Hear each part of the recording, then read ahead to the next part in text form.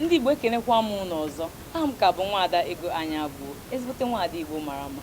Otu a ka si anabatakwa n'ihe mmemme nke ọdịnala Igbo na mbọsị nke taata. Nri nne ma Chukwu gọzie onye ọbụla. Unu na-agbasịkwa mbọ ike na-asịkwa jidekwa unu ji. Isiokwu anyị taata bụ usoro eji akwa ozu n'ala Igbo. Ka anyị si akwanyere onye nwụrụ anwụ ugwu karịa onye dị ndụ na-ewesi m iwe ike. Anyị hapụ onye mgbe ọ dị ndụ, anyị kwesịrị inyere ya aka. Ọ na-agwụ agwụ a na-egbu ya, ọnwụsịzịa eweti kpọbazi afọ ego ya a ga-ebute na a ga-eji kwuo onye a ma ọ ga-eji nye ya. Ịbịazi ebe onye nwụrụ anwụ nọ, ị na-afụ ebe a na-ebe akwa. Ọ bụrụkwa na a na-ebe akwa na mmadụ nwụ, na a na-ebe akwa maka ego a ga-ebite maọbụ nke ebitego a ga-eji wee kwa onye a nwụrụ anwụ. Ya bụ omume ajọka. Biko ka anyị na-agba mbọ ka anyị na-echeta maka ụmụnne anyị ndị nke ga-akwa ozu a, maka na akwasa ozu onye dịkwa onye nwụrụ anwụ anwụgo. Onye nwụrụ anwụ o nwere ụdị ozu akwamozu ime ma akpati niile Igbo ma ihe efi niile Igbo ma ewu niile Igbo ka ọ nata n'ụwa ọzọ. Ọnwụgo bụ na ọnwụgo. Ya bụ ihe na-ewute m. Ka anyị gbasi mbọ ike wee bepụnata ọtụtụ ihe ndị anyị fụ na ọ dịrọ mma n'ebe ụmụnne anyị dị, nke na-eme ha ọ na-agbaji ọnwụ ka ihe nwa si dị. Biko na ụmụnne m, biko nụ ifo mgbe mmadụ nwụ ebutebe akpati ozu gala ọnụ karịa ihe niile, ebutebe efi, ebutebe ewu, ebutebe nke a, butebe ihe niile a na-emefusi na mmadụ nwụrụ anwụ. Onye nwụrụ anwụ anwụgo. Ihe niile anyị na-emegharị na-agbagharị, o nwere ihe pụ iche, ọma nnachite azụ. Oyidobe ya na o nwere ihe o chetezi.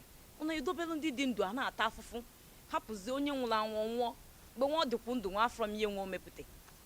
Ọnwụzize efigharịba emebe dobelu onye dị ndụ chegbuo onwe ya n'echiche na ọchị ikwa ozu. Biko ndododo, eji m Chukwu ayọ unu ka anyị wetunata aka ka anyị si akwa ozu. Ego anyị na-emefu n'ikwa ozu, ugwu anyị na-akwanyere onye nwụrụ anwụ, ọ dị egwu, ọ karịrị. Ya bụ ihe na-ewute m nke ukwuu. Eji ọkwa ka m na-ekwu ife amụ n'iru m, ọ na-ewe m ezigbo iwe.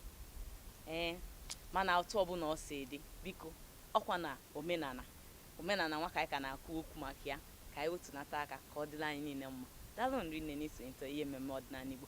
Aha m ka bụkwa Nwaada Ego Anyabụo, ezigbote nwaada Igbo mara mma.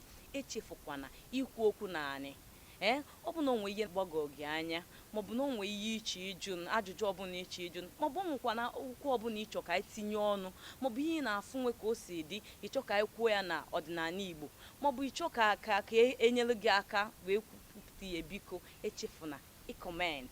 Asịkwana m na kọmentị na-adịrọ n'asụsụ Igbo. Kọmentin, biko kọmentin dee ihe na-ana ebe a, anyị ga-enete ya anya. Ịghọta ngo ịmaka o si adị. Echefukwana ị na-eso ọdịnala Igbo mana sọskraịbụ. Ịsọskraịbụ ishee ya ka nsụ oyibo bekee.